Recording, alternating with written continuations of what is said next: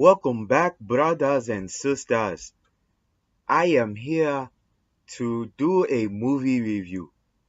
This movie, ah, I am so blessed to see this movie. But all jokes aside, bruh, I am so happy about this See You Yesterday movie. Like, this Spike Lee, first it was produced by Spike Lee, so you already had a sense that it was gonna be good. But I think this movie has dropped at the right time. We're having more movies that's culturally relatable to us. Like like the last Purge movie. We also now Get Out, Us, things like that.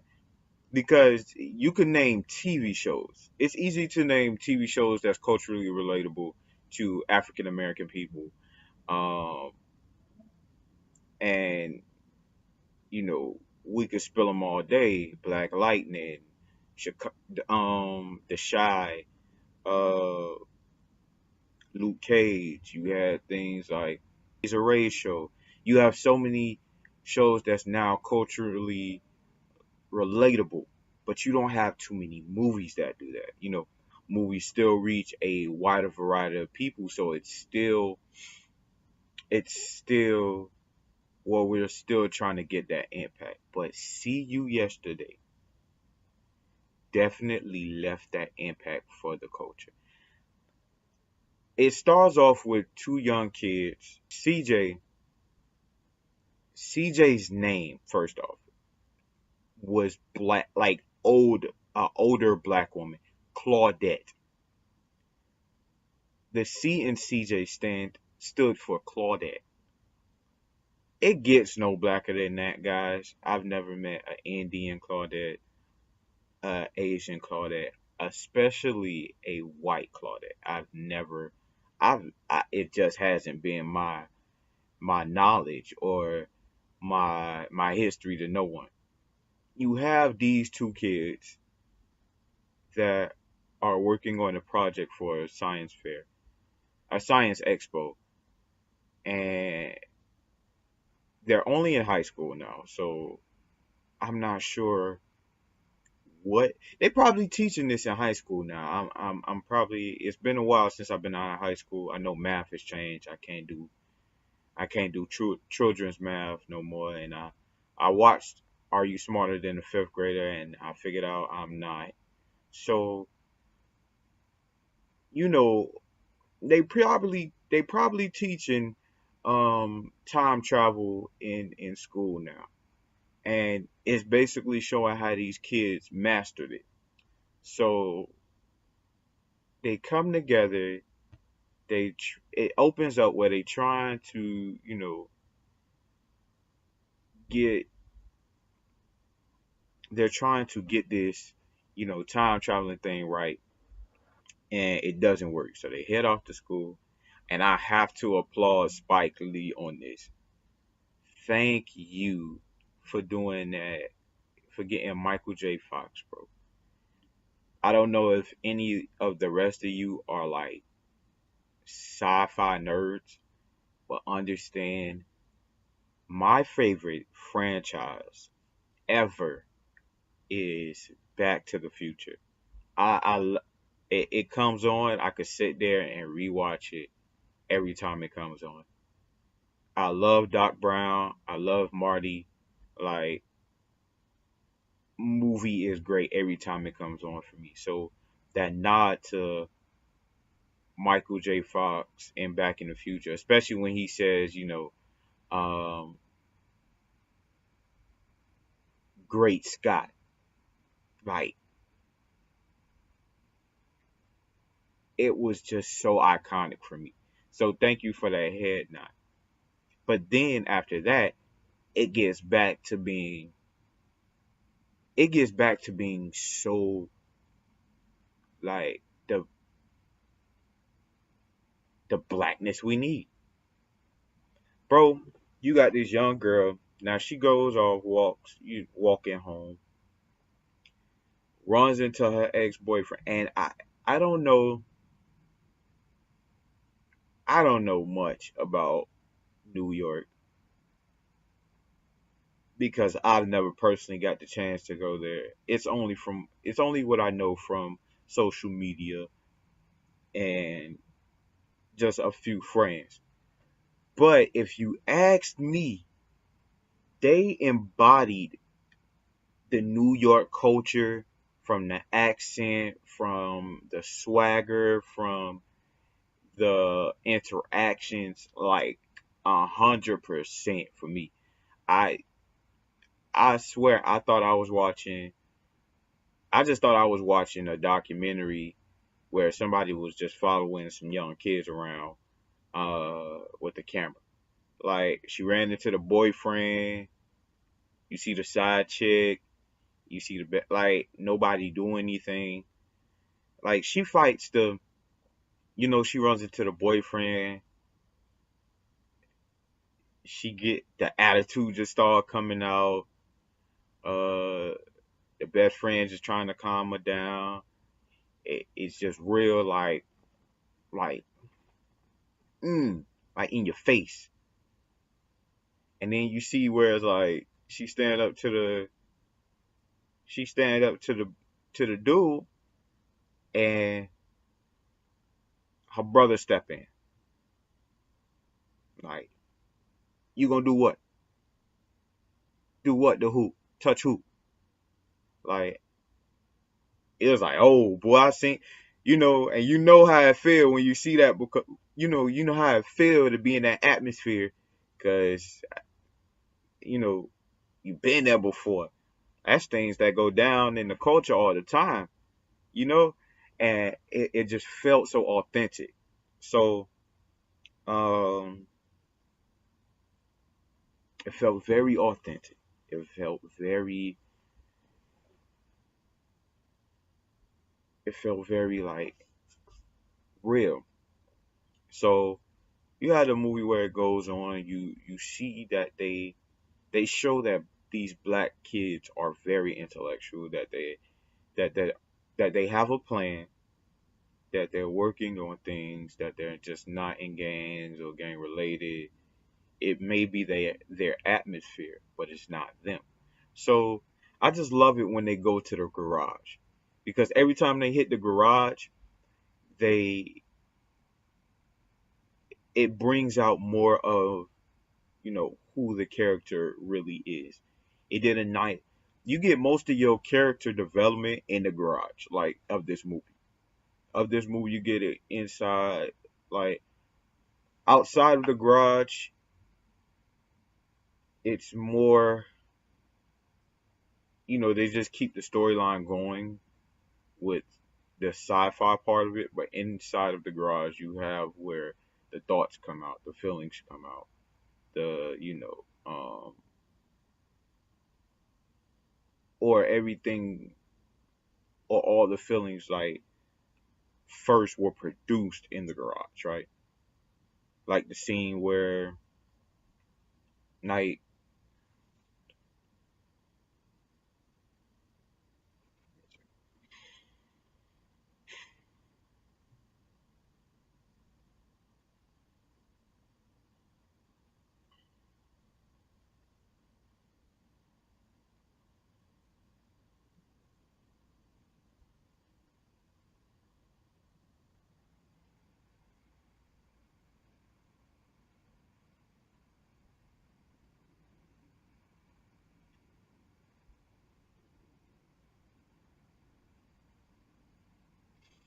So, like, one of the things, like, while they're in the garage, they work on it, they make the breakthrough, right?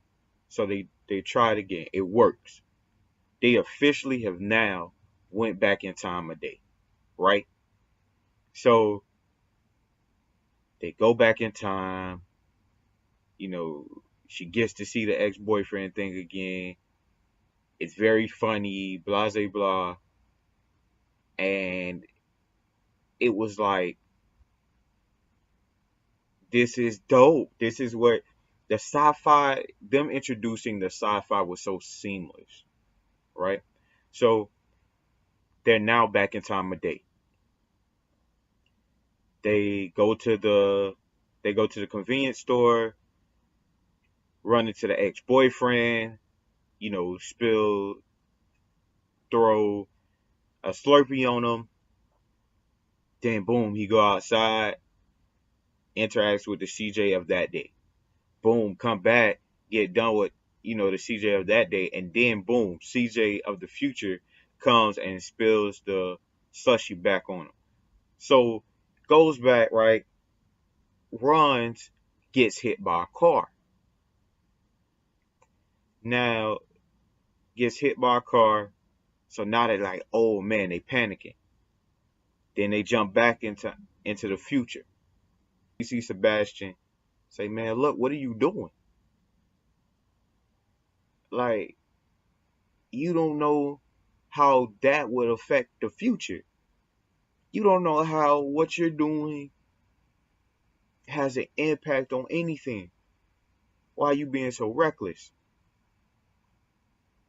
And it's like, you just having fun. You just, doing this, that, and the third. And so she goes. They do a cookout. The cookout, the cookout scene was even more culturally just empowering because not only did you see a cookout, you seen people walking up and down the blocks, you seeing where it's they playing dominoes, they handing out food, it's Jamaican people around, you hearing the music. It was so great to see that. You know, it's so good to see, the authenticity of it. And when especially when they brought up the food, it was like, man, look, I'm ready to get me a plate playing around. And then they playing some dominoes. So you have it where Calvin and Tess, right? Tess the best friend of Calvin. Calvin's the older brother. Calvin and Tess walk out to they walk, they live in the cookout. They going to take a walk. And this is when the guys pass by, and this is when guys pass by running, and then you see police come up, and then they have an altercation. The altercation turns into these young men, Calvin getting shot and dying. This is when the story changes. They have it becomes the sci-fi movie. They have it where Calvin is now dead. They have a funeral for him, and the mom brings up like she wished she could change all of this, right? Go back and change all of this. That's when CJ had the brilliant idea. Hey, let's go ahead and change all of this. Now, I don't know about y'all, but I think Sebastian had a great idea. Sebastian said, look, we not sure how this will affect anything. We can't just be reckless. That's family, I know, but we can't just be doing this just to be doing it. Now, it's like, yo, listen, this is when you think like,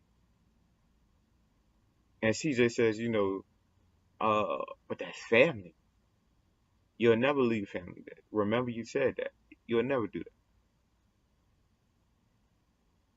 And it kind of tugs at even when you have the power to do something, you don't have the authority to. You know, that's one thing we have to realize. Sometimes it's not what was meant to be. So CJ goes back with Sebastian. They go back through time, and they thought they had the perfect plan. They know how to prevent her brother's death. They know how to they they know how to prevent the brother's death. They know how to get back in time. They got it all mapped out. They know where they need to go, how to prevent the brother's death. They good. In the process, Sebastian dies.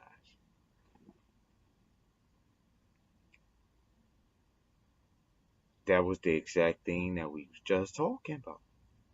He was just saying that was the exact thing he was just talking about. He was just saying you don't know how you affect the present time.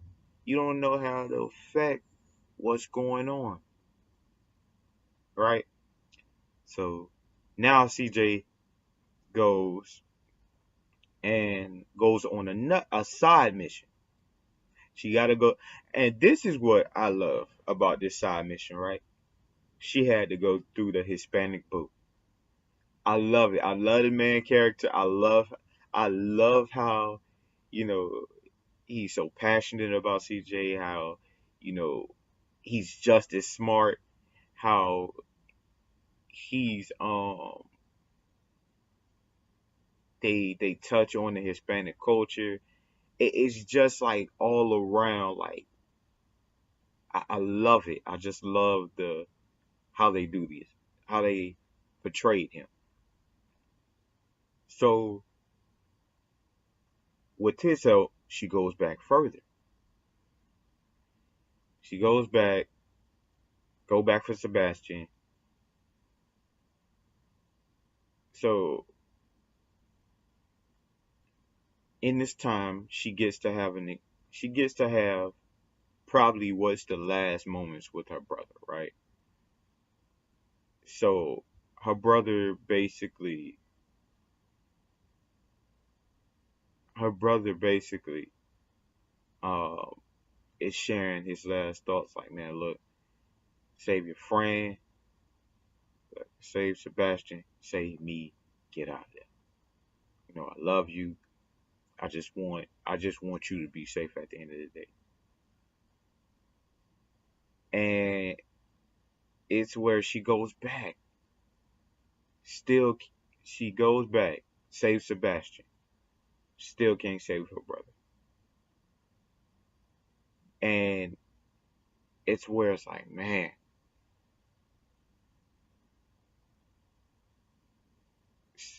it's so powerful to see, and it's so powerful to see when she couldn't save Calvin because Calvin,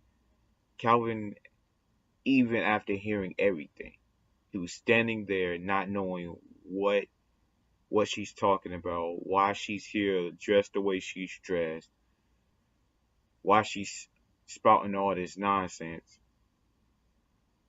And then when they're on the floor, it dawns on them, and it's so powerful to see how you know how he's just taking this like he knows what is going to happen but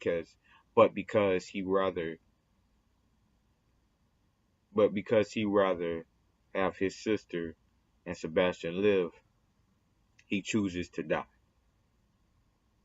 You know, and it's like, man, this is that was a good moment. So it's where Sebastian's just like he can't take this no more. He's not sure how to get to CJ, how to tell her like, look, we have to do something different, or we gonna have to move on because it's just not working. And it gets to where Sebastian it it gets to where Sebastian is leaving, and she closes the garage, locks the door, and he's just frantic now. But CJ goes back in time by herself, and she's about to go save her brother. And that's it. Like, so it's like, yo, I really enjoyed this movie, but the ending, my God, Spike Lee, if you're not gonna make a look, my God,